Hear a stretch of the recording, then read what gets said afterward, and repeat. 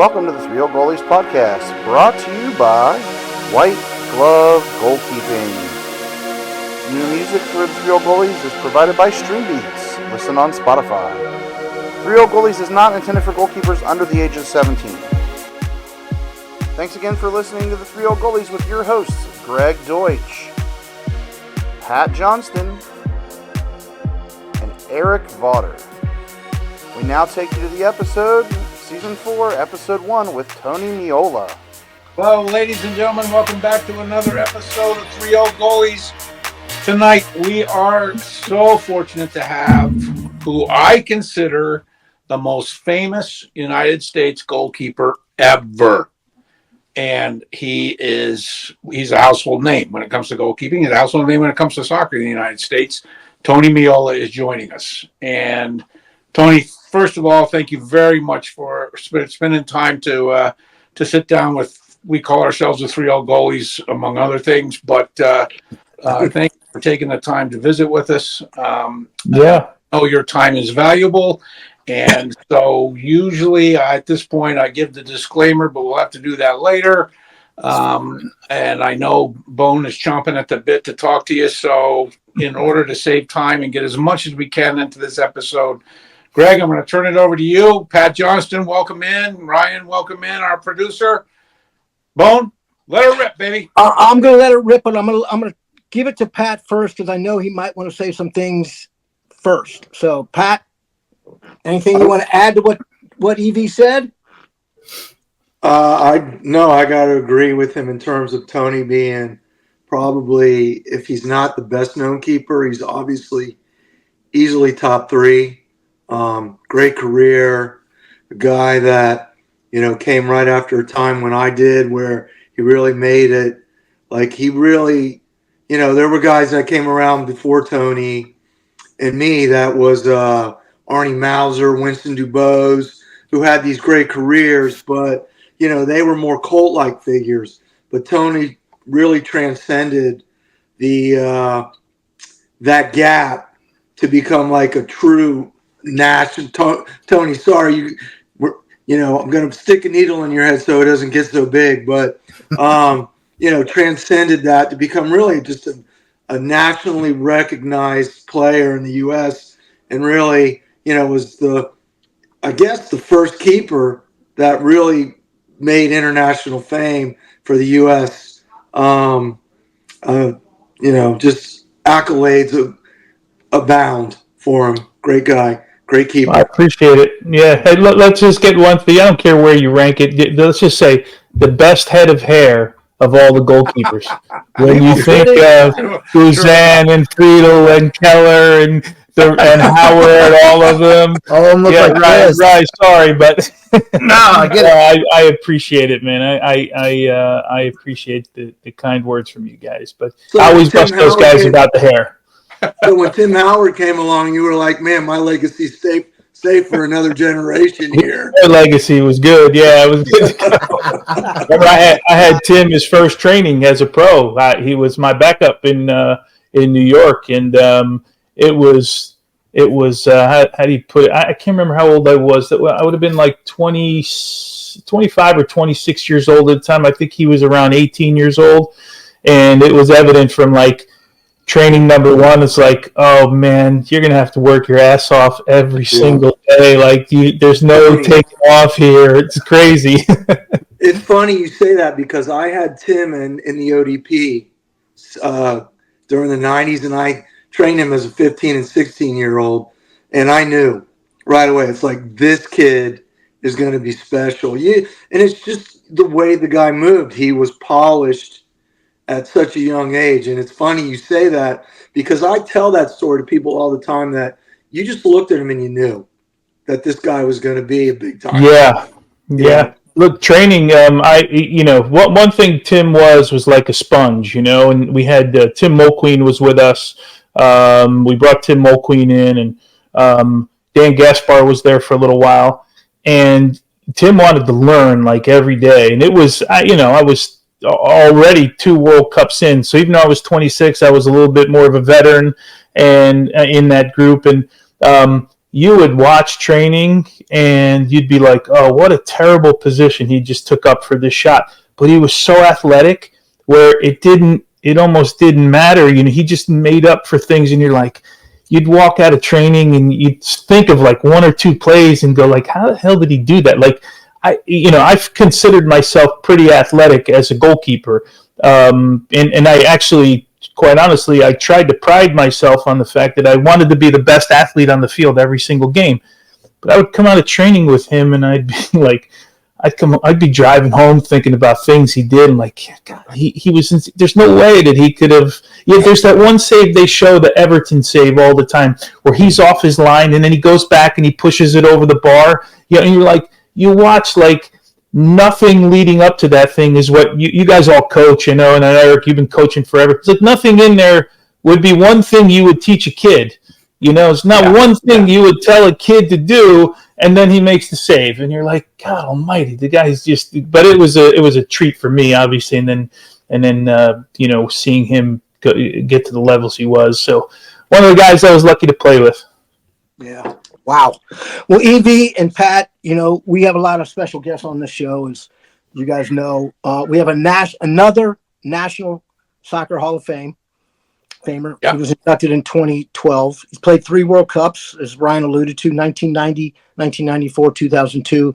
But he got started in the city that's known as Soccer Town, USA. And we've talked about this before. Kearney, New Jersey.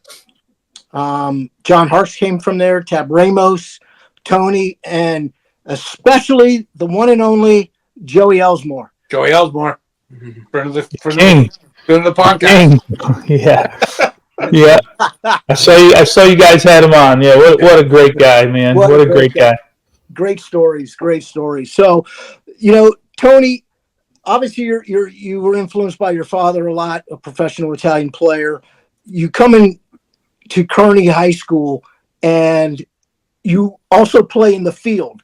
And I find it very interesting. You make the All-State team in 1985, and then you make it as a forward in 1986. You have 41 shutouts in high school and 42 goals. So tell us, what was the coach thinking on when you should play where? Well, it's a kind of a weird story.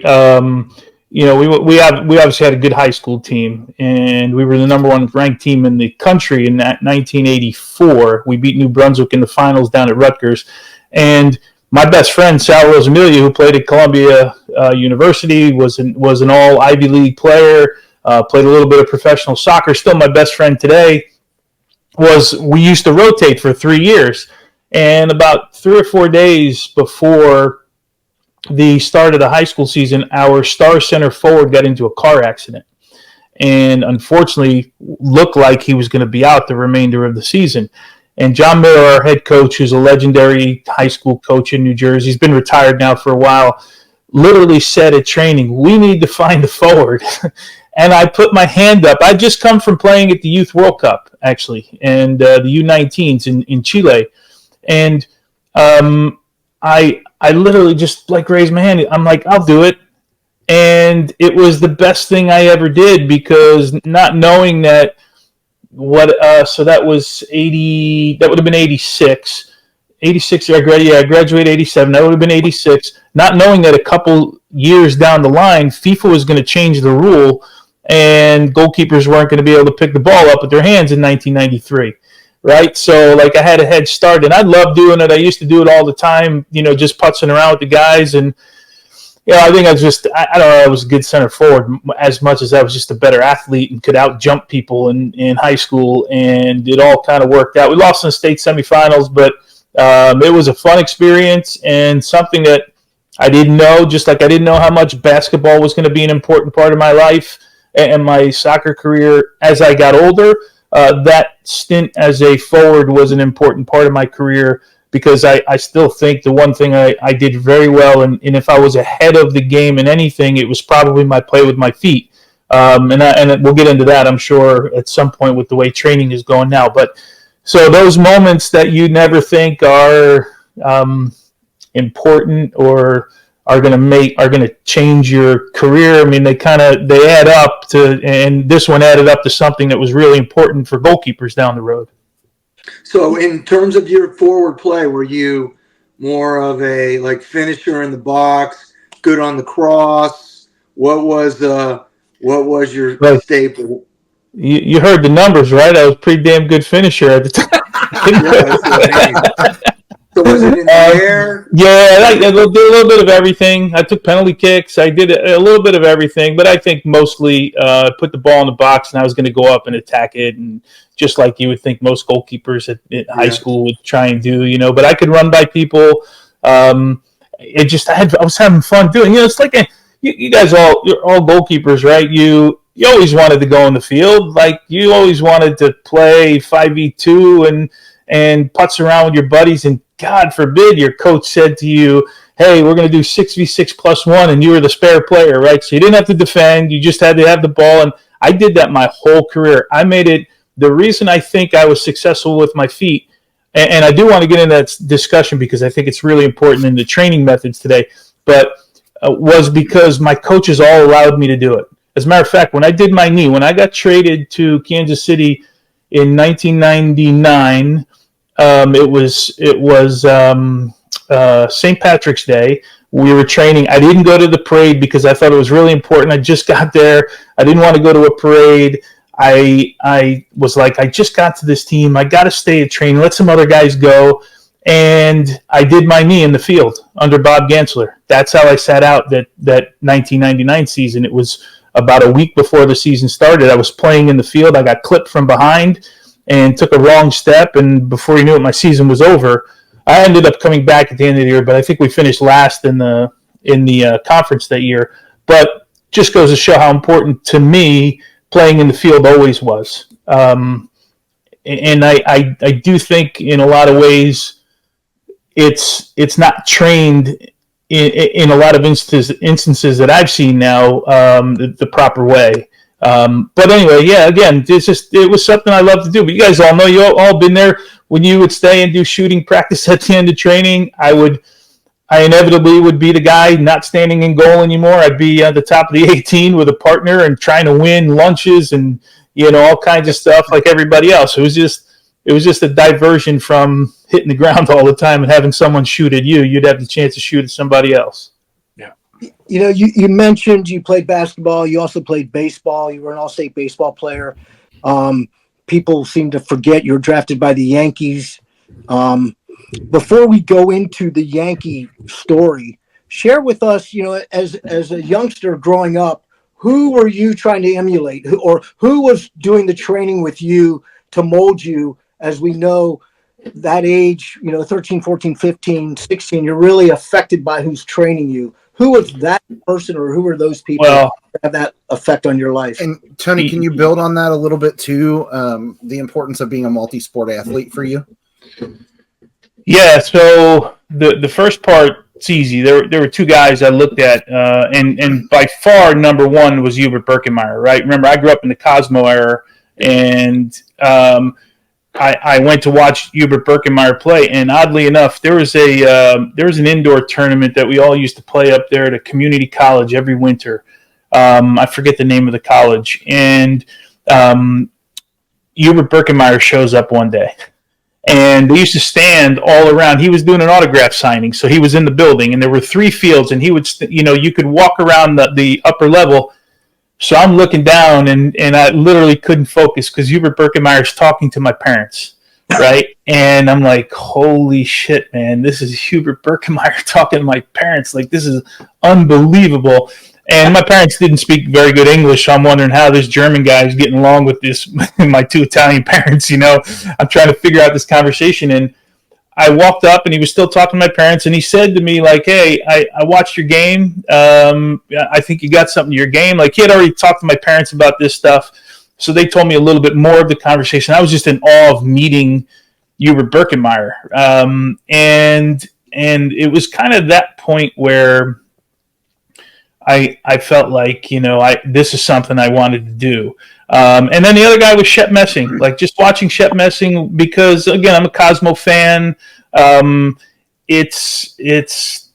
guy's a legend. He's a legend in the game. And And now that, and even more importantly, I've been friends with those guys forever now, and I still speak to Shep quite a bit. I get messages through Aleko Eskandarian about Hubert Berkemeyer because they're, his dad, Mr. Eskandarian, they work together at a soccer shop. They've had it forever.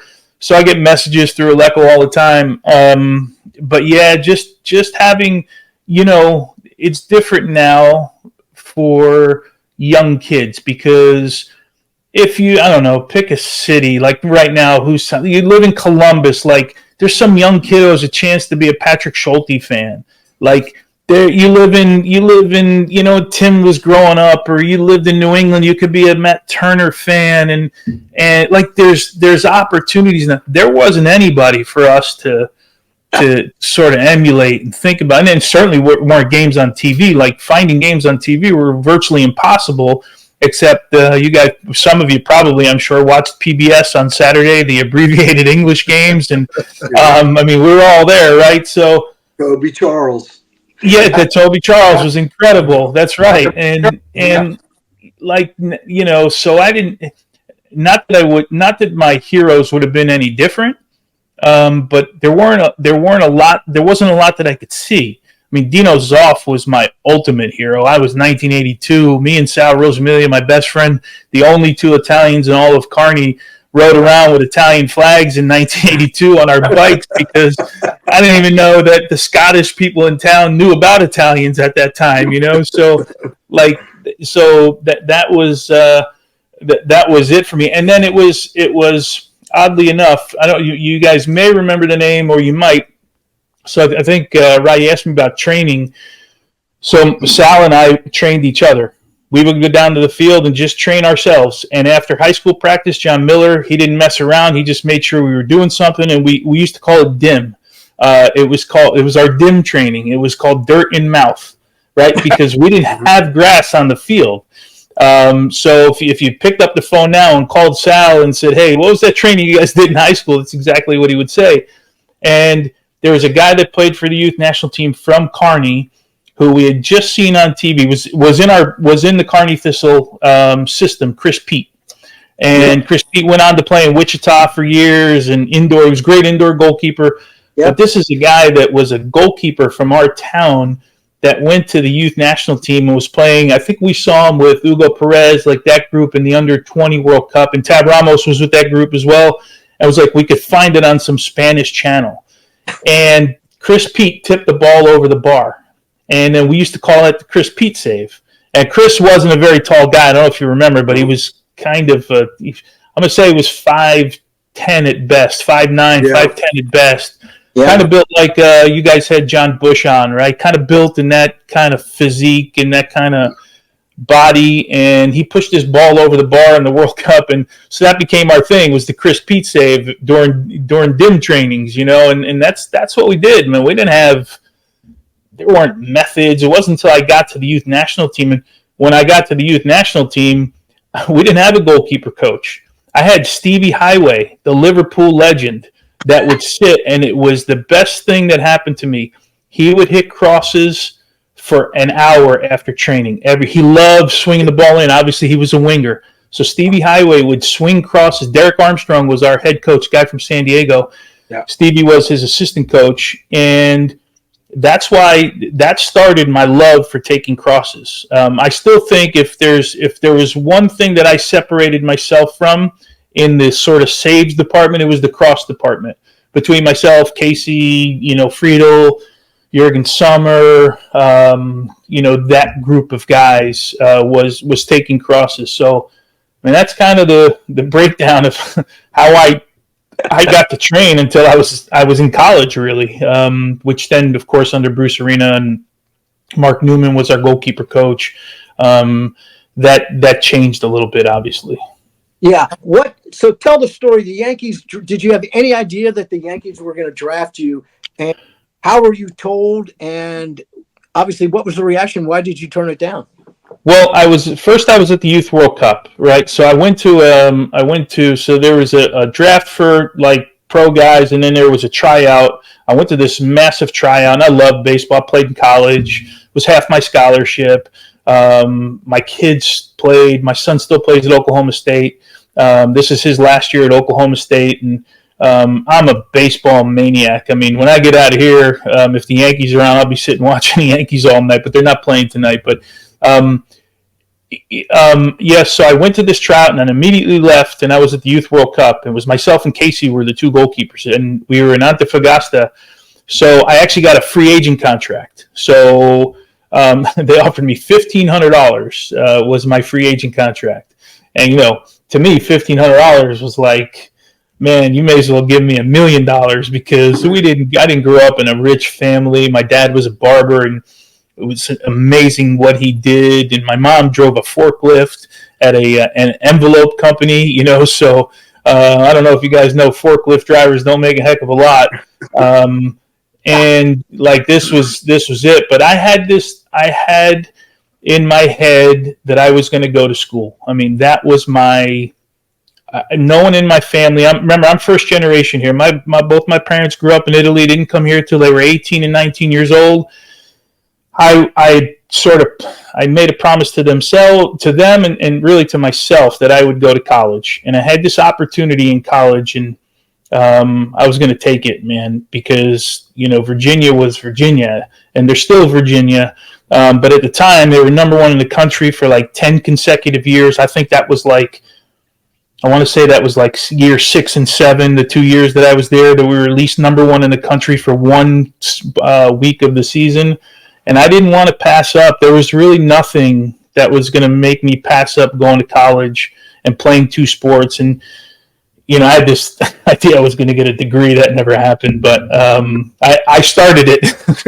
I'm a little more than halfway there, but I started it. But that was the dream. That's why I didn't do nothing. There was nothing. There wasn't kids signing, contracts all over the world. And, the game was so different. We look at all these guys that sign now in Europe, and I love it. I think it's great. But, I mean, we grew up in a time when we first grew up, if you remember, there were only 2 foreigners on every team, right? So if you think about that, the Bosman rule changed everything, and I forget what year that was exactly, but now you're looking at 12, 13, 14 foreigners. Of course, a lot of them don't count because they're European Union players, so they're just like everybody else. But back in the day, it became 3 foreigners for a little while. So you really think about the opportunities when like a John Harkes goes to Europe, or Paul Caligiuri goes to Europe, or Tab Ramos. Tab Ramos played in Spain. That still is hardly happening. I know we got a couple players now, Johnny and Luca Della Torre, but just think about when they went to Europe, how difficult it was in Europe and how difficult it was to find a contract. I mean, I have told my story at Watford time and time again, where I literally got to the point where I said, no more. I'm done. I drove the car to the airport. I mean, I had to go every single Monday and get a new work visa for a week. I had to sit in the embassy on Monday. I missed trainings, and that's how hard it was. And I'm not asking for sympathy, that's for sure, but that's what it was like. And I finally said, enough is enough. I'm leaving. I'm going to go back to the U.S. I'm going to sign this contract. I'm going to go to Mission Viejo for 2 years, and we're going to get ready for the 1994 World Cup. And I'm not doing this because I want to play. I don't want to sit in an embassy in a country that I have nobody there with, making, a quarter of what I could make in the U.S. with endorsements and everything that was going on. And that's kind of was like, that kind of changed the course of where I was going at the time. But, man, it wasn't easy back in the day, but we all made it work, man. Tony, 2 questions for you. Number one. About, why you chose UVA at that time. I mean, you mentioned you were on a soccer baseball scholarship, which is really, really rare. You played there 2 years. Your sophomore year, you win the title. And people forget you were, quote unquote, co-champions with Santa Clara. But you guys went 21-2-2, 13 goals scored against the whole season. As you alluded to, you were number 1 most of the season. You dropped to number 2 about the ACC tournament time when you lost to Duke. So share who else was recruiting you and why UVA? Because at that point, as you said, UVA has not won a title. Matter of fact, you guys were the first national championship team at UVA to do that. So was it, you just clicked with Bruce, or share again, how that. Yeah, that man was so there was the recruiting process was really weird and but I was recruited by everybody and my dad literally would pick up the phone. I remember Mike Petrocelli, who was at Old Dominion back in the day, and my dad. I told this story at the Herman when I won the Herman Trophy. Literally, Petrocelli called and he thought there was this whole Italian thing going on, and he, there was my Meola and like he's going to work my dad a little bit. My dad's like the ultimate businessman, right? Like my dad doesn't have a bill in the world and he was a barber, right? Paid his house, never paid cars cash, like everything, you know what I mean? So you weren't going to mess with his business acumen. And we literally had a white piece of paper. We had a dial phone. We had a white piece of paper and a countertop. You used to have to reach over the countertop to get the phone. So my father would reach over, and listening to my father on the phone, and Mike calls it Petrocelli. Okay, my father would write in his really bad handwriting, Petrocelli, and then he would say, "How much?" And he would go, and he says 75%, and my father goes, 75%? Are you crazy? I got 15 people who said 100%. You call me back when you got 100%. This literally had a conversation with, and I had this list. And that's literally how recruiting went. Now it's like a stupid game. I mean, all three of my kids just went through it. And so why Virginia? I love Bruce, but I was set on Duke. I was going to Duke. I was set on Duke because John Harkes and I had committed that we were going to go to the same college. And John was from my freshman year on. Remember, John was 2 years older than me. It was Duke. And John came back from his visit to Virginia. I think it was summer after his junior year, and that's how late everybody did all of this stuff. And he said, "I'm going to Virginia. It's incredible." And I literally went home and I told my parents, "I'm going to Virginia." I'd never been there. I had never been to UVA. I'd never seen it. So a week later, Bruce was at our game, coming to see John, and then that was the first time I talked to Bruce. And then what impressed me the most was during the spring, Bruce came with Dennis Womack, the baseball coach, to watch me play baseball in high school. And he says he just wanted to see me compete and do my thing. He was with Dennis Womack, who became the athletic director there for a little while, and I think he's now since been retired. But he came and they sat and at my table, and we had dinner at my house. My mom cooked up a meal like she does for every other human being in the world, and they were amazed at how I ate, and that was it. I was going to UVA. That's when John made the decision. Of course, I needed to like the coach, and one thing John didn't have to worry about was sort of the baseball program and what was going on in baseball and who the coach was. Like, he didn't have that dynamic to deal with, obviously. But yeah, that's literally how I chose UVA, and it was a great choice for me. So Tony, were you a year behind Harksey? 2 years. 2 years? Yeah, okay. And I don't let him forget it ever. Me and him and Tab had a conference call yesterday. I said I get on the call all the time. I say, I'm still the youngest guy here. I just want you guys to know. Yeah. And Tab is the oldest. He is the oldest, yeah. No, I played against those guys. So EV, listen, so Tony did end up coming to Duke. He did. He would have come in the year after Daughter.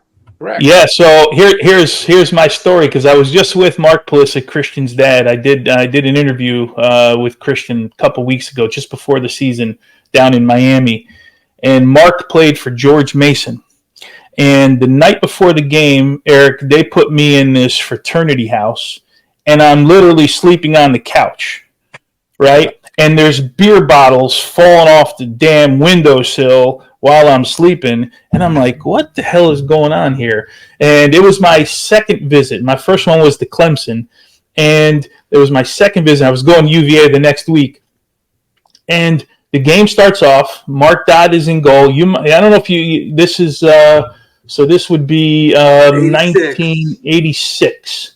Yeah, I don't know what your history is in '86 down there, but they kick off.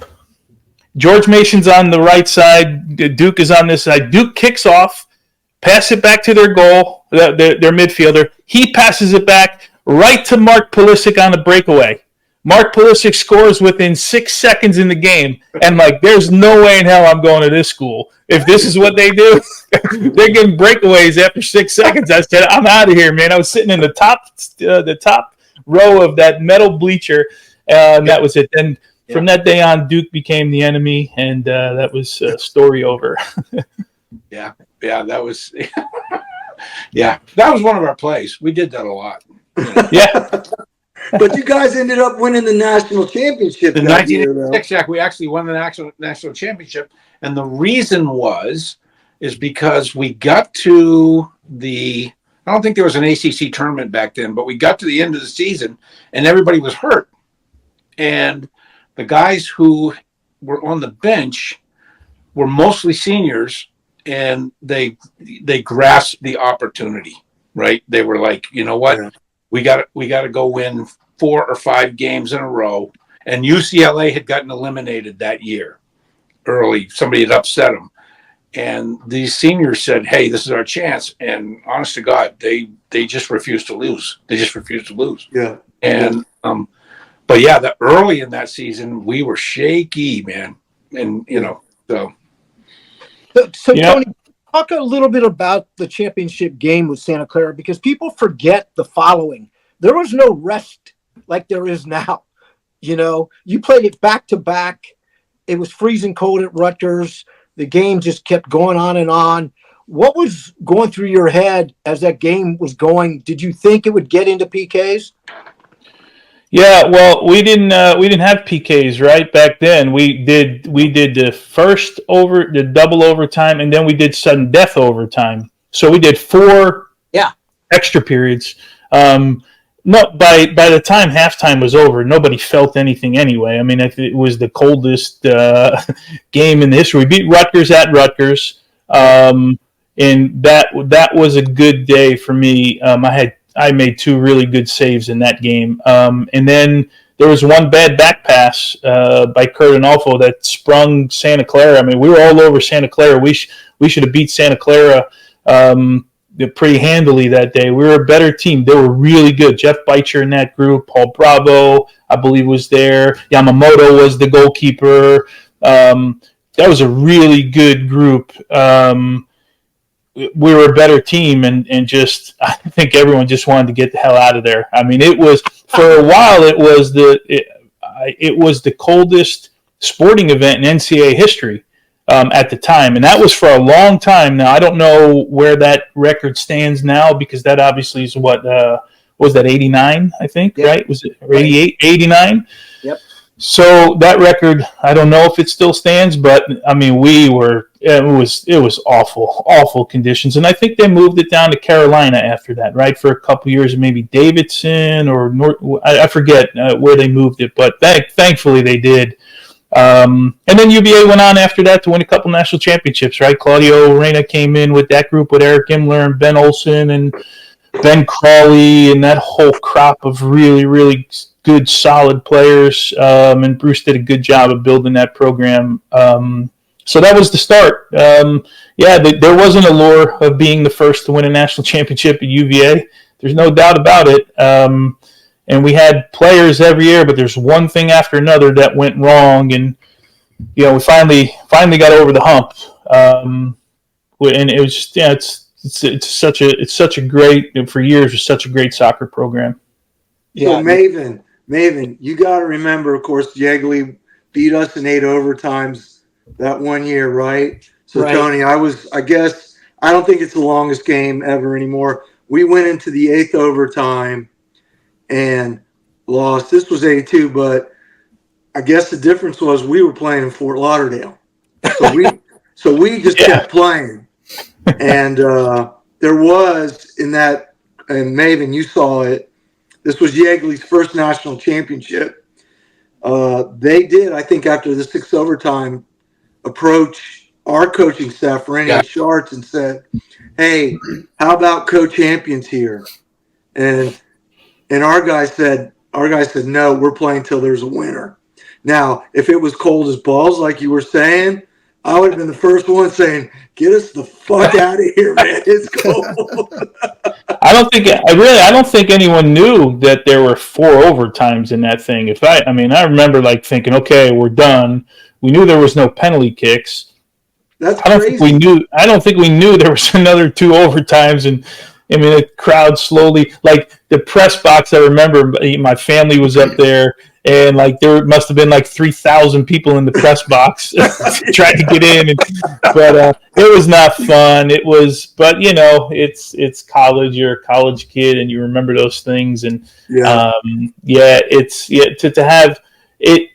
It's an important title for me because it meant that I eventually won at the other level, the next level as well, and won a couple of international tournaments, and then won obviously an MLS, and then won an Open Cup. So I've kind of, for me, the whole thing, my whole career was built around trying to win things, and so that was another step that I've won at every level. I won a state championship in high school, and so it fits kind of, for me, my story, and what I wanted to do and try to accomplish. Yeah, what sounds real me fast, there is that the real fast, NCAA gentlemen, before we bounce on, so we can answer the question, because somebody just said, "What's the longest NCAA soccer game in history?" Right? Is it? I'm going to take a guess. Is it UCLA and American University? Was that the game? It is 1985 NCAA. Paul Caligiuri in that game. 166 minutes and 5 seconds. Good. Holy cow. 1-0 in the 8th overtime. Andy Burke scored the game-winning goal on that. Oh, Andy Burke. I wouldn't have got that one. But I knew that I was watching that game. I think did Caligiuri play? Paul Crumpy maybe played in that game too, 2 of my teammates. I think they were. He did. He did. Well, I don't know if he played in it, Tony, because I played against Paul in '85. I was at Duke, and Paul was on UCLA in '85. So, 85. Okay, there you go. Yeah. Well, yeah, it was a long game. Shows you how responsive the NCAA is to solving problems there. They're on it. Boom. 7 years later, and they still haven't figured it out, Yeah. Unlike now. So you decide to, leave Virginia, and back then the Federation was signing players. So they sign you, as you mentioned. You got to California. You're loaned to England. Did you have any idea you were going to be loaned to England and be playing? Well, no, yeah, that timing's a little bit off.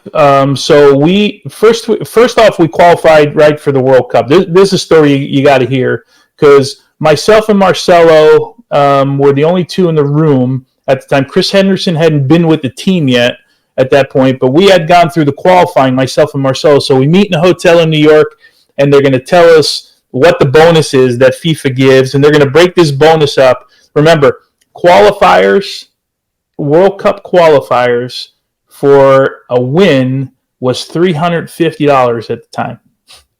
$350. Now you just go into camp. You go into camp. I think it's like $7,500 just to get called into camp. Something like absurd, right? So because Marcelo and I were still in college, we couldn't get paid. The only thing we could get paid was per diem when we went on the trips, like everybody else. And so we're in this room, and Sunil Gulati says, "Okay, we have this bonus we have to talk about, and the team is going to have to vote on whether Marcelo and Tony can get this bonus. So we have to leave the room. So here we are with all our friends. We're getting ready to go to our first camp, and we got to leave the room so they can have a vote. Oddly, we're standing outside. Nobody knows what to say, right? I forget who was with us, and with the door opens up in 2 minutes, and they come in and said, "You guys are voted in on the bonus." So we got $3,500 as a bonus. But it was an odd situation because we were college kids, and this didn't happen anywhere in the world. And Marcel and we're like, "Oh man, hope we get that bonus. That could be so big. Like we could buy a couple kegs of beer with your buddies. Like this is great stuff, man." And and I certainly don't want to diminish the value of $3,500, but you are talking about a World Cup at that time and doing it. So then they hadn't made the decision for U.S. Soccer to sign players until January of 1993. So we had this period of time after the World Cup, and that's when I went to train, and I was training in England for a little while. I eventually ended up signing with Brighton, but I went to Parma was down the road. I went to Brighton, and I ended up signing there, and I played against Watford, and the next thing I knew. So I had to. That's what I was telling you. I had to go every week to get a work permit. So I didn't have a permanent work permit. I had to go on Monday to the embassy. So Monday was basically my day off. I would drive into London. I'd go to the embassy, and I'd have to say, okay, yes, I played this weekend. Here's the game program. This is my picture. It's not like now you pick up the phone and you could pull up any of your guys' faces. Here's my highlights from Twitter. Here you go. This is not. Remember, you're talking about 1991, and so in the beginning I was doing it, and finally Sunil Gulati came over, and we signed a contract with Brighton, pending every week that I would go. The other goalkeeper there was Perry Digweed, so I play in my first game against Wolves, and we beat Wolves 2-0. I win player of the match. I gave up an Olympico, and I still don't know how the thing went in the goal, but I just, it was one of those things, and so I have to go the next day, and finally, I used to go get the newspaper down there's Brighton's like a rock beach. I don't know if anyone's ever been there. There's a rock beach down there, and it's really kind of a cool little southern town. And I'm walking down, and the little lady comes out, and she's like literally in tears that would sell me the paper all the time. And she says, "I can't believe you're leaving." And I was like, "What do you mean I'm leaving? What are you talking about?" Yeah, she said, it says here in the paper you're going to Watford. And I was like, holy cow. So I pick up the phone and I call my agent. I can't get him. I call Sunil Gulati. He's flying back. And I'm like, holy Christ, this thing says I'm going to Watford. So my wife has relatives in England that were in London by sea. So they drove all the way down south from the east side down to the water. I packed up my van and I was in Watford the next day. And Elton John, who was obviously part of the club, there was the whole American connection, and he wanted me to be part of the club. So I went to Watford and stayed till the end of the year till I couldn't take it anymore. What was the breaking point for me when I knew that I couldn't stay? We played Portugal in Portugal with the national team, flew back to Heathrow after the game, and I was detained in Heathrow Airport till like 4 o'clock in the morning, handcuffed behind my back in a chair with policemen and two dogs, one on either side of me, behind me. And I'm like, I had to tell them over and over what my name was, what I was doing. And I'm like, I'm a punk from New Jersey, right? And I'm like, I start MFing everybody, and it's like 4 o'clock in the morning, and I'm like, you guys are out of your mind. This is ridiculous. If I get out of this chair, I'm going to take care of you guys. You had the handcuffs. Yeah, because I had enough. I literally had enough. I had months of doing this, and I had enough. And so I came back, and Sunil Gulati says there's this club in France, and they were at the Portugal match, and they want you to come. The club was called Istres, Istres, and it's on the water, kind of in the middle of France. And so they were a club that was supposed to get promoted that year to the first division. So he said, why don't you go to this club, go to the south of France? And in the meantime, as I was getting ready to go there, this call came from Toulouse. So I ended up going to Toulouse, which is a beautiful city. It's like sort of the second fashion capital at that time to Milan, which is my favorite club in the world. So I went to Toulouse, and I couldn't get work permits. I tried. I deserved to play at Toulouse, and I just couldn't get a work permit. And they had Stefan de Mol, who was the Belgian. That's who I lived with, who, I don't know if you remember the David Platt goal when the ball comes over his head in the World Cup and he kind of cuts it back. Well, that's Stefan de Mol marking him, That's him marking him. And then Beto Mercico, who was the other Maradona, they used to call him, the left-footed player from Argentina, and Beto Acosta, who was the center forward. Those were the three foreigners that I hung out with. The French guys never spoke to any of us while we trained there, nothing.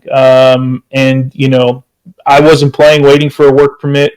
Acosta was getting his French passport, so I would have been able to play as a foreigner. But man, every time that team got a point, it was because the French players were great, and every time that team lost, it's because the 3 foreigners sucked. I mean, it was so bad. So I decided to come back, and that was it. Then we signed with U.S. Soccer. That's when U.S. Soccer said we're going to put everybody in Mission Viejo. I have to ask this: when you were in England, did you ever deal with the players' union? No, because I couldn't. I was only ever signed for a week at a time, so I couldn't join the union. And I don't know that anyone really, that Watford team. I was, by the way, you would have remembered David James, of course. He was a young goalkeeper at the time. He was at Watford at the time. Andy Kennedy, old Rangers, ex-Ranger player, was there as a center forward. Alan Devonshire was there, English national team player. But I never had to deal with a union. I could never get in the union. I couldn't get a work permit, so I really never had to deal. In England 7 years earlier, because that was my story, and we'll just leave it at that. Yeah, but anyway. I can imagine what it was like. Now it's thankfully a little bit different for those guys to deal with, right? So, but there were a lot of guys that went ahead of all of these guys that opened up a lot of doors for people. Yeah, Harksey and Kerr did well.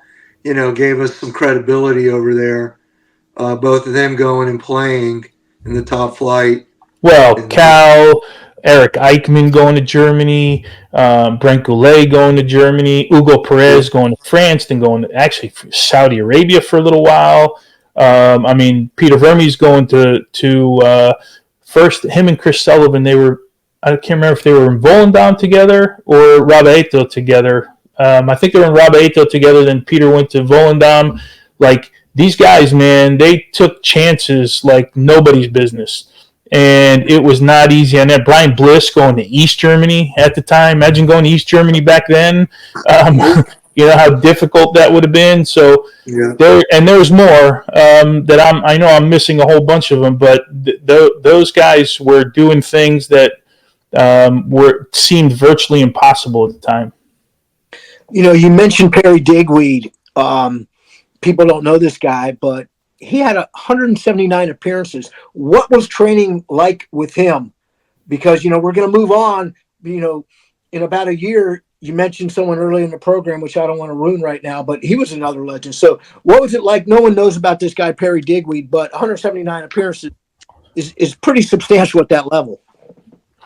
Yeah, the trainings were never any different to me. I trained hard when I played. I loved it. I never went to Europe, or I think maybe the only time my sort of goalkeeping life, if you will, changed was when Šole came to, Militin Soskic came to the U.S. to coach us in '94. It was a different mentality. It's for me when I learned what the difference is from a goalkeeper trainer to a goalkeeper coach, right? Remember, Militin Soskic in his World Cup was at 68, I think it was. I could be wrong. He was the goalkeeper of the World Cup. And when you watch old videos of him working in the sandpit and how that changed my life and my goalkeeping life, it was amazing. But I also could sit and talk to him about timing in the games, about rhythm in the games, about how to deal with people in the game. Because I was a screamer and yeller, because everyone told us when we grew up that when your defenders make a mistake, you scream and yell, right? But we know now that everyone has to be massaged a little bit different in a different way. Not everybody responds to all of that stuff, right? How you manage games, how you look at games, how you control the tempo of games as a goalkeeper. Like, I could finally talk to a goalkeeper coach. We can all learn how to train people. It just some people are in a better position to be able to speak about the other things. And I was so lucky. So I was 20. I would have been, when he got there, I would have been 24 years old. So it's pretty early in my career. I ended when I was 39 and a half, right? So I learned kind of early in my career from Shole, and unfortunately he's not with us anymore. Passed away recently, but he became a dad like to me, because we had this love for this position, and he had been in a World Cup and been so successful.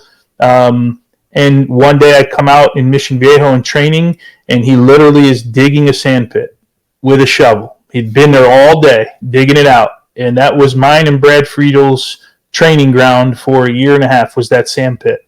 And just those conversations with him. But before the Detroit game, the training before, I had like this like, I'm gonna say anxiety attack, but it was like I got overheated, And if it wasn't for Shole, I don't know how I would have reacted prior to that. It's training, regular training before a game. You guys know day before a game is not a difficult training, right? It's generally a fairly, although it was scorching hot, but we were outside, but.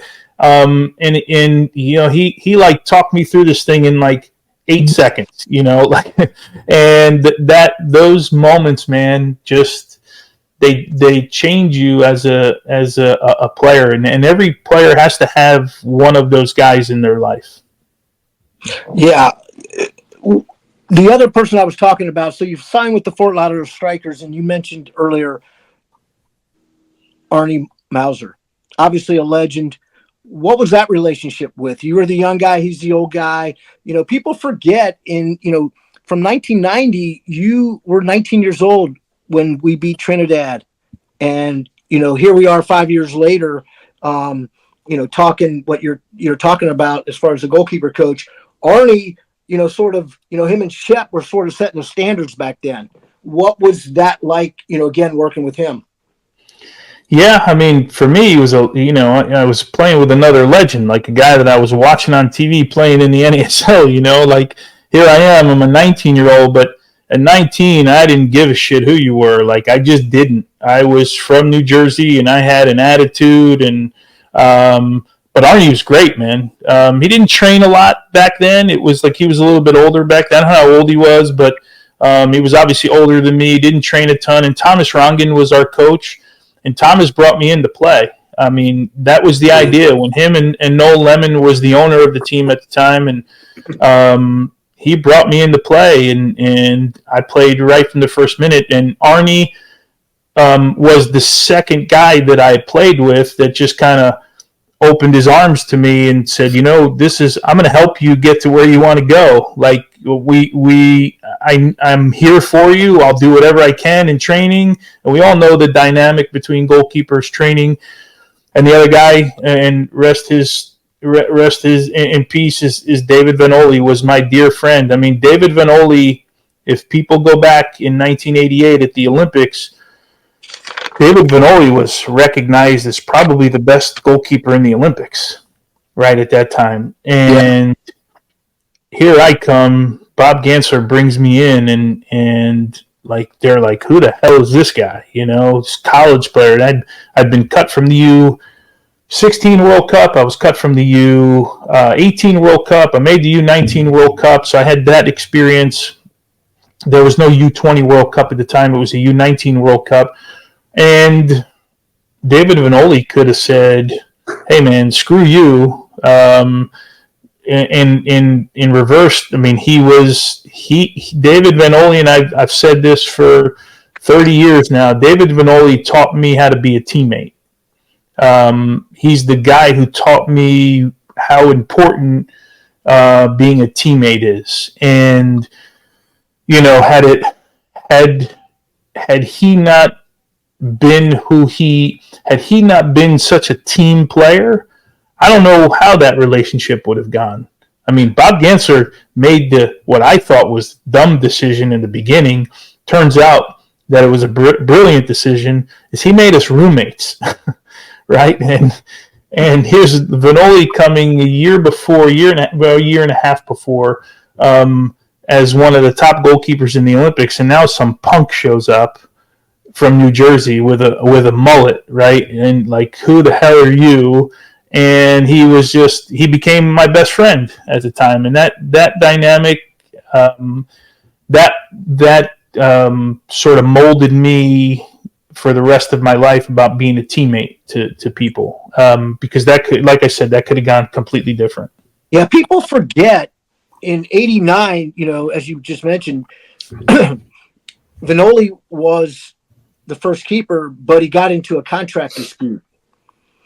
And that led to the beginning of you getting to play a lot. But people forget that you were named the starter of that tour against AS Roma, but got hurt in practice.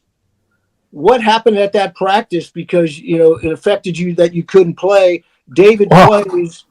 Yeah. You guys win 4-3, but after that, giving up 3 goals, he never returns to the U.S. national team. Yeah, so we had 2 games. So he played the Roma game, if I recall correctly, the first game, and it was Sampdoria the second game. And I was scheduled to play. So much in the fashion back then, when you're not playing the night after, you go out the night before, right? So I'm warming up, and the next thing I know, I'm in the dressing room. I get completely knocked out. So Bob Gansler had the group at the top of the box talking to them while the goalkeepers were warming up and crosses were coming in, and I went up for a cross. And as they broke the huddle, Bruce Murray decides that there's a ball at the top of the 18 and he's going to shoot it. And if you know, I've said forever, Bruce is the hardest shooter that I've ever played against in my life. And he turns blindly around and shoots the ball. And as I jump up in the air, he knocks me out. Next thing I know, I'm in the dressing room. And Vinoli's got to play. Well, Vinoli wasn't quite ready to play. And yeah, he played okay. He made a couple of mistakes. He played okay, but it was one of those games.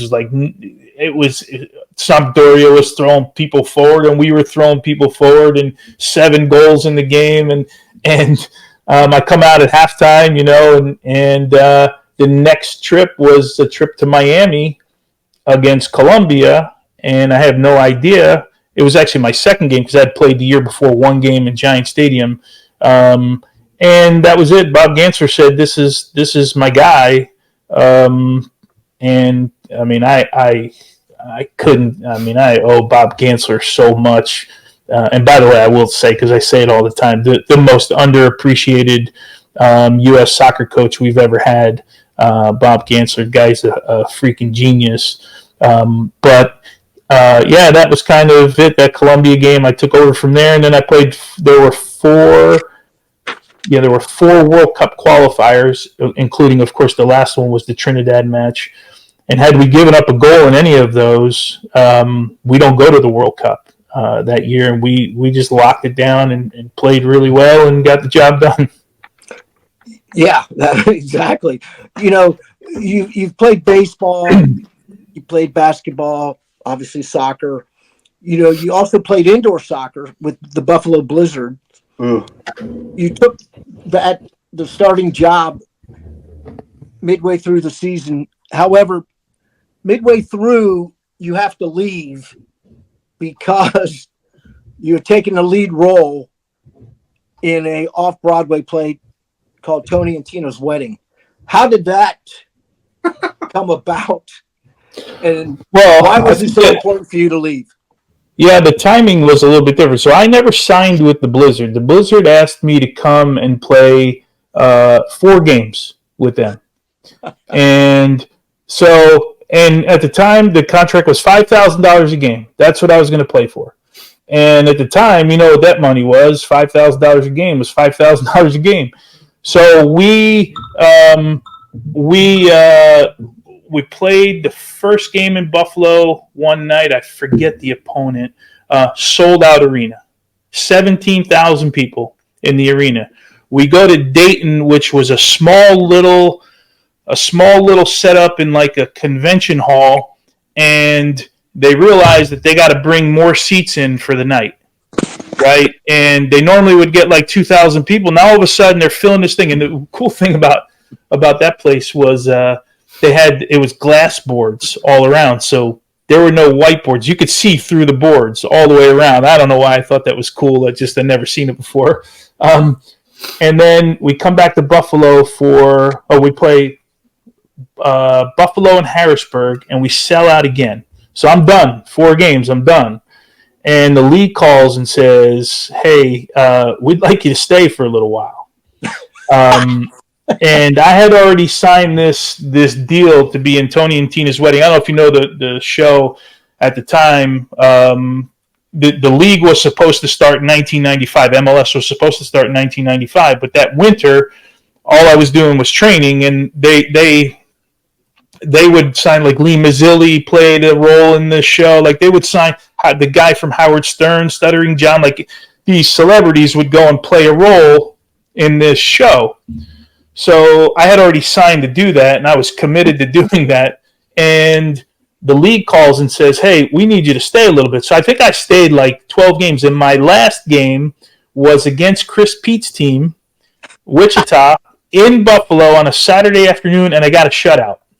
We won like 17-0. Yeah. And shutouts indoor, but they had committed, like, I don't know, third quarter that they were going to put a 6th attacker in because they needed to score a goal. Like, they didn't want to get shut out. The game was over, so we were just getting pelted. It's one of those where, like, everything goes your way on the night. A guy beats you badly, and then it hits the crossbar, and then he beats you badly again, and it hits the inside of the post and goes across. It's like one of those games that, on another day you give up 10 goals, but today you don't give up any goals, And I left on a plane that night because the following day I had to be in this rehearsal and the league kept calling and calling. I had so much fun playing indoor because I played with my feet so much. But yeah, so I made that commitment to do that. It was like anything else, any other thing that you would do. I don't think anyone would look at it now and go, some guy's doing, like, Survivor or one of these things, like, it's just one of those kind of things. But it wasn't in interference of anything that I was doing in soccer. And I had like a month deal there because the league, it was going to be my month off. December was going to be my month off. And then we were going to get ready for 95 for the league to start. And then at the end of December, they make a decision that the league's not going to start until 1996. And now I'm like, oh, holy Christ. Right. What do I do now? Great segue. Yeah. So, boom, you got to find something. You end up with the Long Island Rough Riders, and you end up winning the championship. So what was that experience like, going from nothing to being able to, quote unquote, stay on the East Coast? It was great. And I was with Alfonso Mondello, who's a dear friend who works at the league. That team had Jimmy Rooney, had Giovanni Savarese, had Travis Rinker, like all guys that played in MLS. That whole group played in MLS, basically. Kevin Anderson, who coached at Columbia for years and now is coaching somewhere else I know now over the last couple of years as an assistant, I think. But we had so many good players in that group, and everybody was playing there. That was the top, I think it was called the USISL, right, at the time? Yeah. Everybody was playing in that league. That was the place to play. I mean, that was basically MLS without the foreigners, every one of us waiting for MLS to start. But in that time, I had signed already the contract with MLS for the following year. It's one. They didn't call them designated players then. They were like, there was like 4 placed players. I don't know what the terminology was that they used, but so I signed already, so I knew I was staying. So the Rough Riders was filled a huge void that could have been sort of in that period of time. And in that period of time also came the stint with the Jets. Before that, Tony and Tina's thing, before that happened. So again, another thing where I said that I'm going to do it when I have the opportunity, because I didn't want to be like I am now, 55 years old, going, oh, maybe I should have tried that, when I had the chance. But, that alienated me from a lot of people at U.S. Soccer. And I talked about it on my CBS show that I did with them, the Kicking It show. It alienated me for a long time, and I never could understand it. I think what I couldn't understand is why it alienated me without anyone ever talking to me about it, right? Without anyone going. I would have thought after, at that time, if you count the youth teams, there's 10 years of equity at U.S. Soccer, like going on every single trip and never saying no. And someone would have picked up the phone and said, hey, just kind of, we don't like the way this looks or whatever. I could have explained to them exactly what was happening, but it never happened that way. But I mean, it is what it is, and I don't think I would have done anything differently. So was the ultimate conclusion there the optics of it, that you were leaving soccer? What? Yeah, I don't know the answer. I mean, you'd have to ask, you'd have to ask guys at U.S. Soccer like what the problem was, because reality is, it's like anything else. I see guys doing things all the time outside of the game. I mean, it just elevates the profile. But I think it was at a sensitive time for the sport where we were, I don't know, 94 was a bit of a springboard, right, for the sport. And, everyone expected everyone just to focus on that. And, I didn't go to Europe after that. There are options. The one that I was like the putting the pen on the piece of paper was at Southampton, and I couldn't go do it again. I couldn't go through the work permit process and everything that was going on, knowing what I had done at the World Cup. What people fail to realize, I was making so much more money here in the U.S. than I would have made in England. Yeah. I'm talking to you guys about all of this stuff. I mean, I think you would probably agree. Back then, there were like three poster children of the U.S. team. It was myself, Kobe, and Alexi. Yeah. And we were making money. I mean, and considerable amount more than we would have made going to Europe. Now, if you'd asked me what the profile of Europe looks like now, then the decision might have been different, right? But the profile, like going to Southampton, it wasn't like going to Southampton now, where you're competing to be in Premier League and then getting relegated and then trying to get promoted again. Like it wasn't any of that stuff. And then I also had the vision of my first experience there already, which wasn't a great one, and I just didn't want to go through all of that. Now it would have been easy because you play 75% of games with your national team, you get a work permit, and that's it. And I can now get an Italian citizenship. I tried for years. That's why I went to Parma. I tried for years, but back then the rules were different. My dad, when he first got to the U.S., got his American citizenship right away, and it was sort of random. It wasn't like you knew when you were getting it. So he got it before my sister and I were born. My sister was born while my mother was still an Italian citizen. So if my sister wanted to get an Italian citizenship, she could have got it in a second. Right. Between my sister being born and me being born, my mom became an American citizen, which prevented me from getting an Italian citizenship. I can't tell you how much money I spent with Charlie Stolitano and Frankie Campagna going to the embassy, mayors, my mother and father's mayor in Avellino getting involved, trying to get me a work permit. Like this went on forever, but it was impossible. Now I go on Instagram and they're like, "Oh yeah, if you just fill out this paper, you get an Italian permit." I'm like, what the hell is this, man? But seriously, I can get an Italian permit tomorrow now, but it didn't. I couldn't get it back then. So made the decision to stay, and I don't regret it at all. It's funny because I love how I still think there's other people that regret it, like in U.S. soccer. And I'm like, really? You're that caught up in that? But, it is what it is. Yeah. Before we talk about your MLS career, with the Metro Stars and then obviously your championship with the Kansas City Wizards, going back to the Metro Stars. Sometimes on the show, we do some fun stuff. Tonight's one of them, and you're lucky to be part of it. We have not just one special guest, we have two.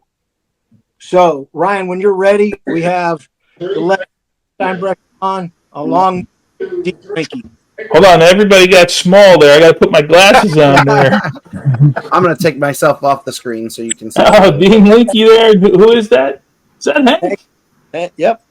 Holy cow, Hank! How are you, my friend? My friend, let me just tell you, I'm calling in because I really just want to thank you, Tony. You know, as a fan, as someone who led the federation for a decade, you took the sport to a different level, and that team you had was a bunch of characters, coached by a character, who all had character. You set the pace for the rest of these guys today. The Carney connection is the heartbeat of soccer in the country. So I'm just calling in to tell you that I've always appreciated you. I think you know that. And I just want to wish you well and thank you very much for what you've done to a game that I love. Thanks, my friend. I appreciate you. You guys probably don't know, when I got into the Hall of Fame, Hank was the guy who, I don't know if it was the pleasure to call me, but it was his job to call me at the time. And I think he said at that time, it was the first time he ever heard me speechless. Hank, do I have that right? I think you said that. You might have even said it to me at that point.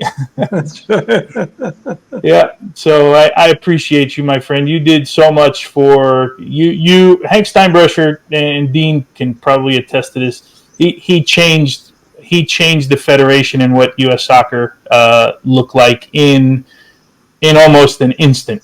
And I think, Hank, correct me if I'm wrong, your first game was the Ireland game in Boston? First game was Uruguay. Uruguay game. Okay. In Denver. Okay. And Yeah. Bora asked me if I could give the pregame talk.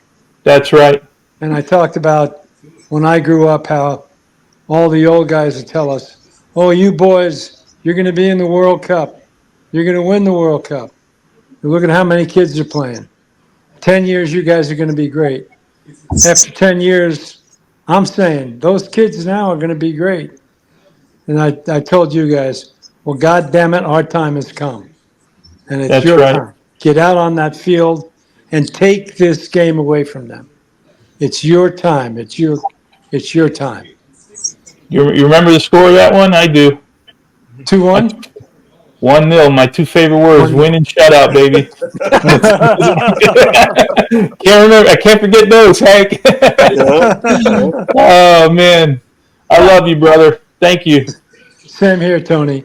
And I wish you a lot of luck with your career as a commentator. I thought you were one of the best we had. Thanks. I appreciate it. Dean Linky, I can't believe this. What's going on, my man? Well, let me first say it's an honor to see everybody, but Hank, an honor to see you. And they did not tell me you were going to be on, so I gotta keep it together here. Hank, great to see you. And Hank, you know what? You nailed it on Tony. Tony Meola, Hank, and I think one of the things that made you great, Hank, is you appreciated and understood the importance of the media, and you did it at your own pace. And Tony is the same age as me, and his ability to deal with the media and then deal with the people around him, people like me who just wanted to make a difference, wanted to help in some way, is unprecedented. I've never been around somebody more helpful in what I do than Tony Meola, which is kind of what you were saying, Hank, you know, also from a playing side, but I could tell you were saying it from a personal side as well. Tony Meola always represented U.S. soccer with class and with dignity. And, you know, he even said it, Hank, you probably heard him. He never said no to anything. Never said no to anything. And you didn't let me, Dean. You didn't let me say no. That wasn't one of the boxes I could check. It was no. It was yes. I'm not sure, but I think Tony may have said no to a couple of contracts I might have offered him. That's a different story, Hank. A different story.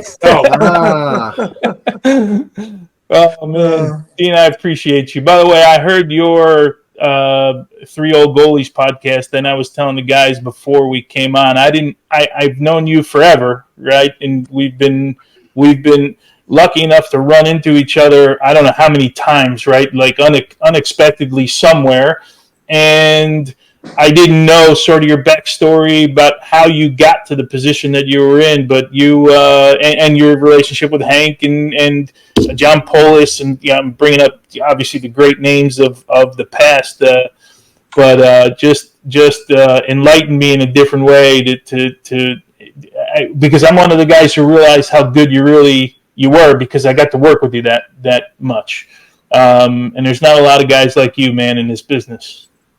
Well, there's not a lot of guys like you, so coming from you, that means the world. Because, like Hank, I meant what I said, and it's interesting. I think Simply said, Hank will agree. I mean, 3 Old Goalies, this podcast, to not have Tony Meola, that's a box that had to be checked. I feel like hopefully you guys can say you're fulfilled now, because he's right. When I think about the trendsetters, and really, I kind of think Alexi and Kobe saw what Tony did with the mullet for the 1990 World Cup, and really Tony was the guy that set the tone for these guys. He had the vision. He knew what was coming before it was even remotely close to being here, and because of that, he was able to do some of these other things that you guys were talking about and questioning, but I think makes Tony just that more unique and special. And Hank, I like what you said about him as a commentator. I've told him, he probably thinks I'm a sycophant, but I just say it from my heart. Tony Meola, I think, is the best broadcaster out there. I mean, the way he breaks down a game, it's real, and there's no BS, and I love it, Tony. I love it. No, I appreciate it, man. I enjoy doing that. It keeps me in the game, and I'm glad that somebody's listening. That's There's at least 2 of us. Yeah. Tony, I'll There's bring at least 2 of us. I'll bring a smile to your face and talk about the negotiations on opening Mission Viejo. I chose Florida, Hank, just so you know. I wanted to stay on the East Coast. People don't know there was a choice, right? But it was a great move. You guys did a great job. Senor Bora. Mission Viejo changed my life, Hank. I met my wife out there, so thank you. Oh, there you go. That's right. Yeah. Steve, I don't know if you know this, but Royce has only made one glove with the American glove on it, and it was Tony Meola's glove. Did you know that? Yes. Well, they wouldn't allow it at the World Cup after that. They wouldn't allow the flag, and then they wouldn't allow – they made us change right before the 1994 World Cup. Every goalkeeper in the World Cup, most probably don't even know this, had to change the logo size of the the logo here on the backside of the hand. So literally the night before the game in Detroit, and I'm guessing all the other goalkeepers were in the same boat, we got new gloves shipped to us that we'd never used before, because they made the change. Probably some sponsorship FIFA thing, but yeah, guys, thank you, man. You guys this is what a huge surprise. Hank, love seeing you, man. I love it. Always good seeing you, Tony. Yeah. You give that Always family good. a big hug, your boys, your wife, everybody. Give them a hug for me. Well, the other thing I wanted to say is you really were a guy with character, and that came from your mom and dad. They were exceptional people, and so very, very proud of you, Tony. I appreciate it. My dad tells a story that you guys – so my dad, guys, was lucky enough during the 94 World Cup. These planes were flying from game to game. He saw 2 games on – was it Italy opening game against Ireland in Giant Stadium? And then he flew immediately to another game after that with you guys on the plane. Yep. Viscount Airlines. They were my favorite airline. Was that right, Hank? Viscount Airlines. That's absolutely correct, Tony. Good memory. We had a grill on the flight. We had everything. And we had it all. This is 1994. Hank hooked us up like nobody's business. But yeah, what memories, man. For as much as we had, and I'm sure all of us feel the same way. I'm just glad it keeps going like this, man. It just keeps no going kidding. like Although this. they were the ugliest uniforms I have ever seen. Dean, right behind you. Yeah, I was going to ask you. I tell the story. Hank would know better than I, but I was sat in the back of the room. We were in Dallas, if I'm correct. We were in the Cotton Bowl playing. We were going to play Bolivia. Yep. I'm thinking, right? Yeah. Do I have that right? Okay. Yeah. So they bring us into a room because they're going to unveil these uniforms, and they have where it's like a theater seating. And, there's a couple people from Adidas down at the bottom. Hank, I'm sure you were there. Sunil was there. Dean, you were somewhere, I'm sure, in the building. And when they when I was sat next to Mike Burns. And if you guys know Mike Burns, who's now in Kansas City, one of the funniest guys you will ever meet in your life, right? Just driest humor, Boston kid, and they take this thing off, and there are crickets in the room. Like, right or wrong, Dean and Hank, there were crickets. And I don't know what you guys were thinking, but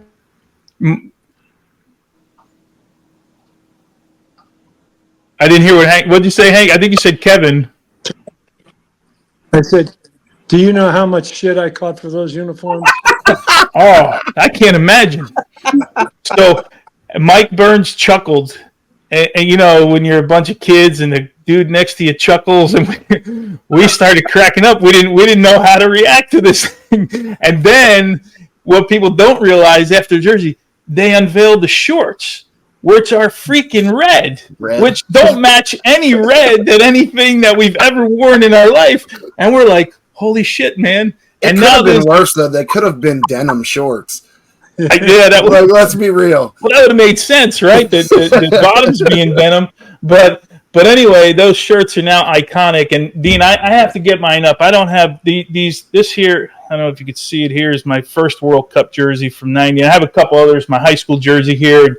I got to get that one up on the wall because I think people love that jersey now. So Hank, you were way ahead of your time. Where? If they brought him back right now, the best comment. That's funny. Because John Harkes had just gotten into like the 100 people in the Parade magazine, you know, beautiful people in the world. And Ramos said, loud enough that everybody heard, Jesus Christ, even John Harkes can't make those look good. That's great. Do you guys remember what you did for us? Because you guys felt bad for a week. Remember we did the appearance in No, I felt bad for a lifetime.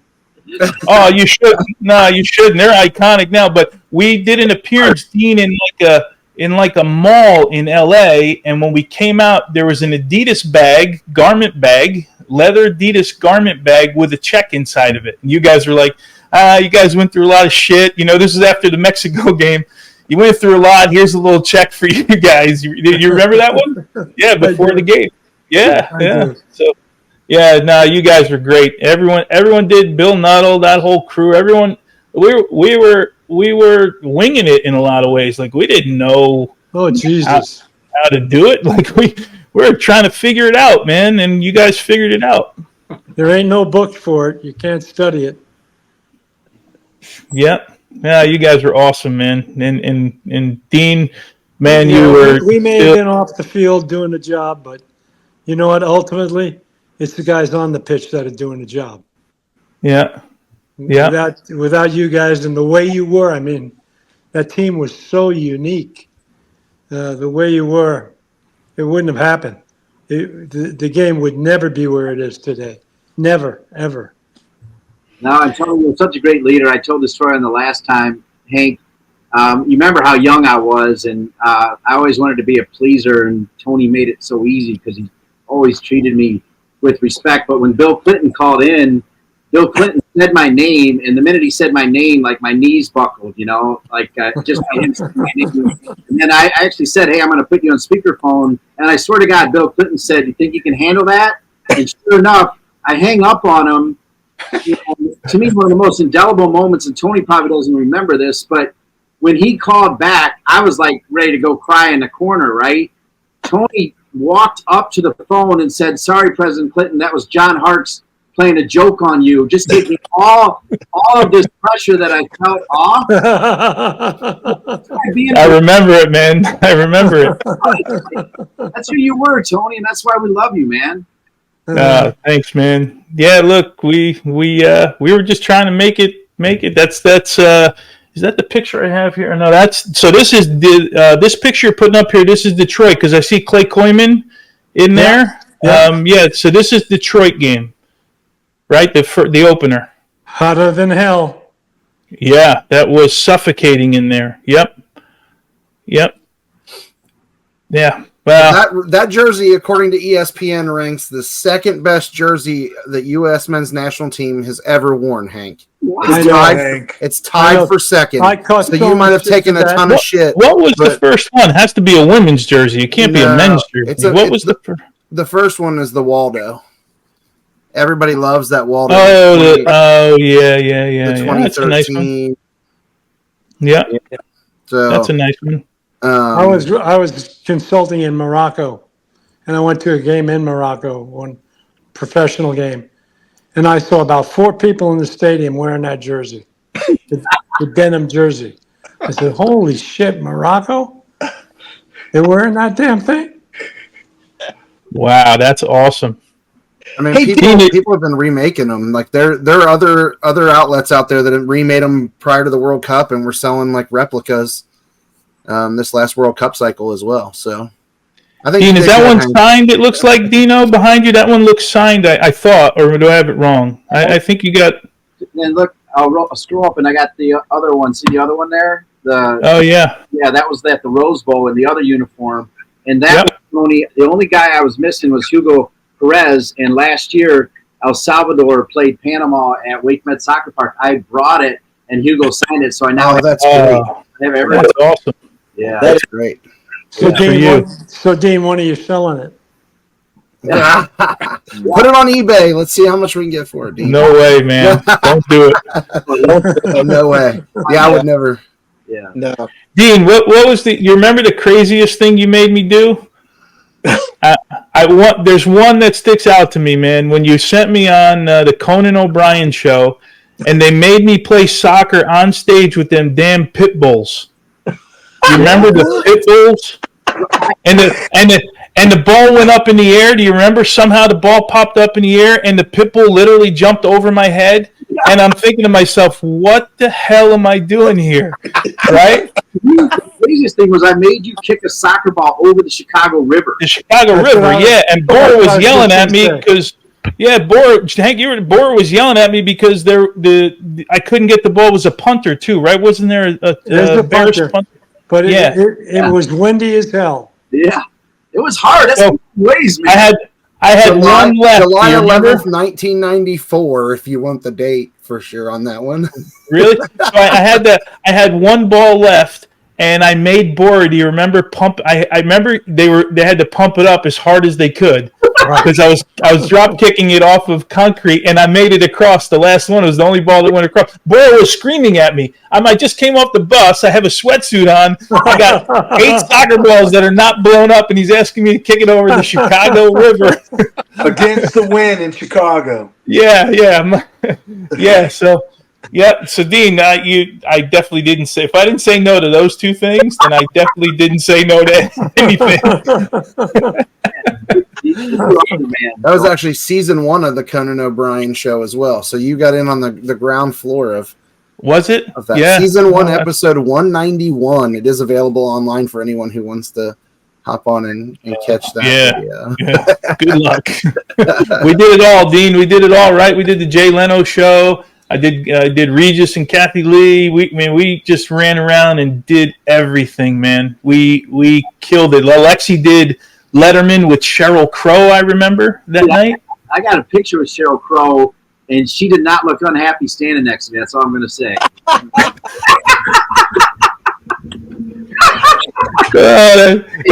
That's a big flex, Dean. That's a flex, boy.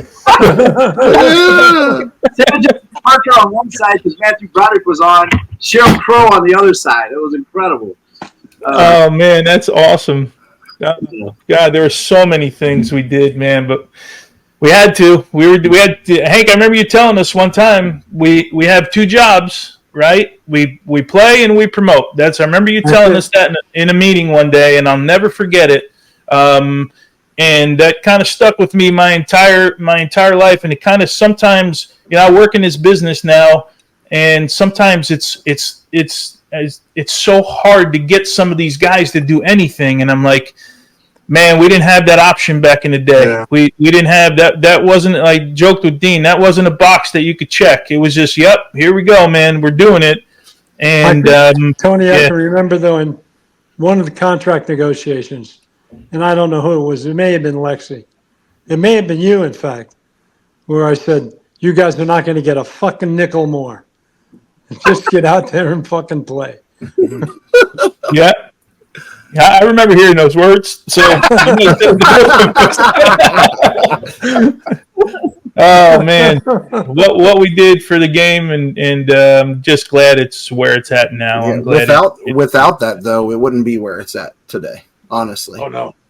Yeah, we wouldn't have MLS wouldn't be thriving the way it is right now. We wouldn't have the growth in the game at all levels.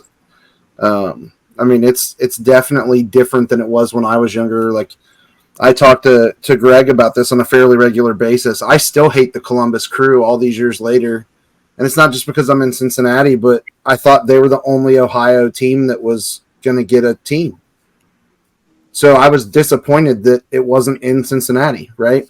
And I've held that over their heads forever. It'll never go away. Like, there's nothing. Greg always says all of my statistics, whenever I come up with stats and I start putting pieces together, it always comes back to the Crew. There's a policy for that, I think. Yeah. Hey, Dean, I want to ask this when Tony's on here. So when you found out he was going into broadcasting, did he call you? Did he connect with you and say, hey, I'm doing this. Could I get some tips? What do you think? Or how did that work when you found out he was going into broadcasting? Yeah. Tony Meola called Dean Linke. That's the first thing he did. Tony Meola needs no direction on anything. I mean, the guy could do. that's not true. Oh, it is true. And he's born for it. I mean, even on this show right here, I mean, just the way he makes you feel when he's telling his story. So he definitely didn't need any direction from me, and probably didn't even know that I was broadcasting games anyway, because he was pretty busy. But Tony definitely didn't need, and I think Hank will agree. I mean, he guys like him, Alexi, I mean, they were born ready for the booth, even while they were playing. I mean, we could have put a mic on Tony during the games. And Dean, my feeling was if you have a stallion, you let him run. Amen. Yeah. But Man, appreciate you.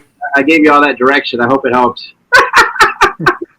No, dude, I'm telling you, man, I've worked with a lot of guys in your position, and you're right at the top of the list, man. There's good ones everywhere, and everyone has their own way of doing it. But you had a way of the thing you did was make us understand how important it was for the game, right? And eventually, we didn't grow up in a time where we were all building our brand, because I feel like every athlete in the world, college, like everyone's building their brand right now. We didn't grow up in that time. It was more about the team, and in our case, it was more about the sport, right? Because the sport was obviously not where any of us really wanted it to go. We didn't know what was going to happen in '94. We had no idea that those stadiums would be just completely packed, and some dude was going to live on the roof, remember, of his house in Oklahoma until we got knocked out of the tournament and wouldn't come down other than to pee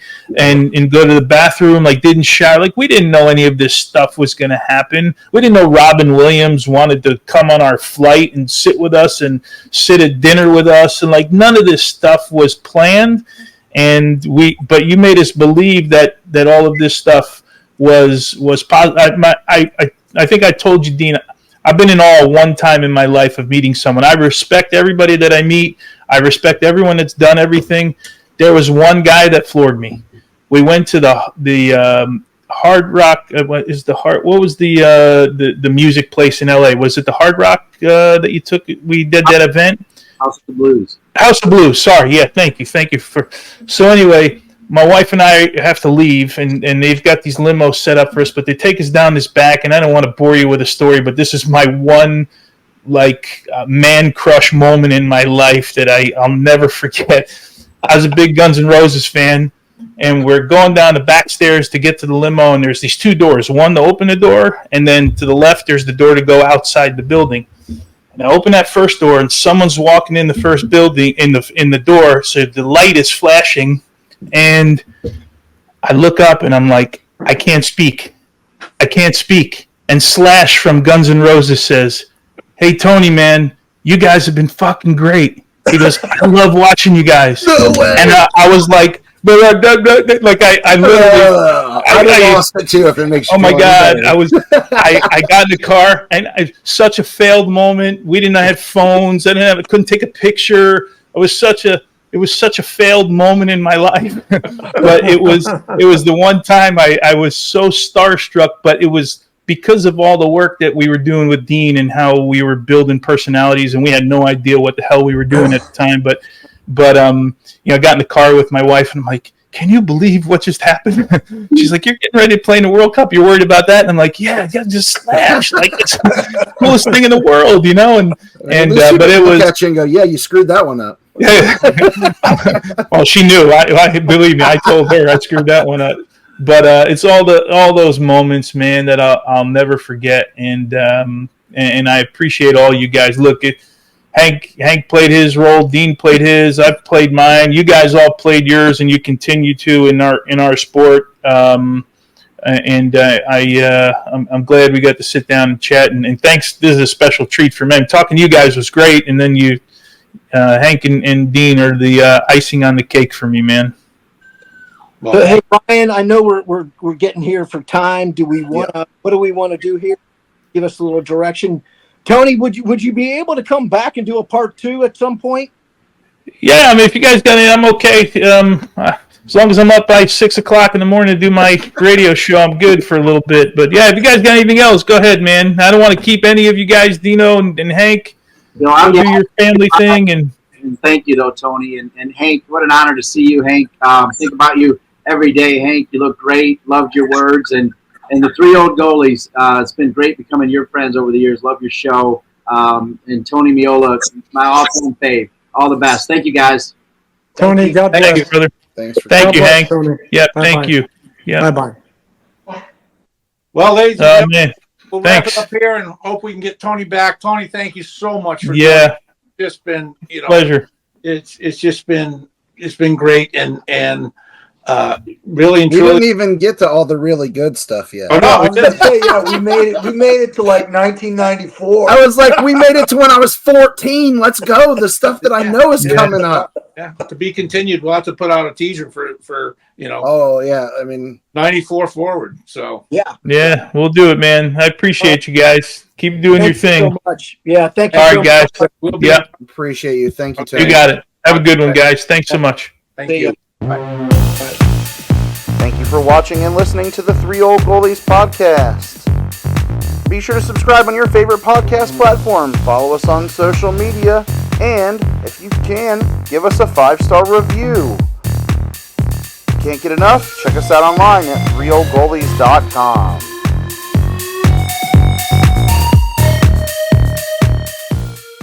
See you next time.